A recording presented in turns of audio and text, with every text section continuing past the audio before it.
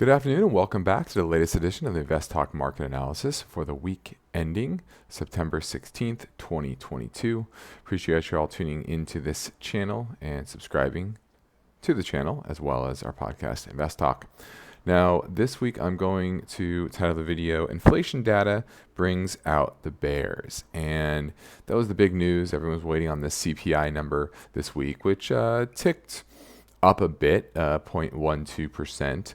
And for a lot of the market, that was disappointing, and you had a huge down day on Tuesday for about 4% across the indices. But what you have to realize about the CPI data is there is a large component of it's called shelter component. And that particular piece of data is a bit lagging. Why? Because people sign 12-year lease or 12-month leases, and the price that they're paying today is reflective of when they sign that lease. And so that portion is often very lagging. So that's less of a good indication of where prices are right now compared to other reports, like the PPI that came in on Wednesday that ticked down for the second month in a row, now down slightly less, but still down month over month. So that was a positive view of kind of more real-time inflation, whereas what producers are paying to produce today is a lot more reflective of what happening within the economy. And you also had import prices on Thursday, import and export. Imports down 1% month over month, exports down 1.6% month over month. So you continue to see this back end of the quarter is starting to show a lot of weakness. At least the third quarter, overall. And you see that with the FedEx data, which I'll show you here in a minute. But you also had industrial production come out. That was down month over month. The bright spot on the overall economy was really the consumer spending. Here's retail sales up about 0.3%. Consumer sentiment ticked up a bit, and that was showing that the consumer, while higher prices are not something they want to see, they're hanging in there. And maybe that's because prices actually are coming down a bit in real time. So that's something to consider. And I want to look at FedEx here real quick, because that was really the big data out today. Was FedEx missed their earnings by about 33%, and they basically guided and talked about how weak the overall global economy was, and that's why you had that big down day in FedEx, and that obviously fed into the broader sectors of the economy. Here's the transports, obviously down pretty big. Not to new lows, but certainly a big sell-off there.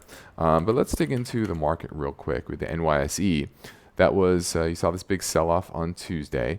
You had a pause day on Wednesday, a little bit of follow through on Thursday and Friday, but we didn't break to new lows from this recent pullback. So I thought that was certainly something of note. And if you look at things like, let's just go IWM to the SPY. While certainly you saw IWM outperform today, it still is in an uptrend. Okay, and then you have the bond market, junk bonds, spreads, not really widening out. Look, that's not making new lows here. It's not rolling over. That's what you would see if you're going to see some broader risk-off credit type event. And I think that's what the market is probably worried about the most, is the Fed going too far and creating some sort of credit crisis. The bond market is not seeing that so far. Now rates are up, and that's feeds into the cost of capital and weaker activity in the economy, and that's what they're hoping for. But what's interesting here is everyone's kind of saying, well, the Fed's going to run us off a cliff, and the economic data is going to get so weak that the market's just going to have another giant leg lower. And you can't really have it both ways, because if the economic data does come in a lot weaker, the Fed's going to pivot, right? So that's why I think we're in more of a choppy period. Third quarter earnings are supposed to be up mid-single digits.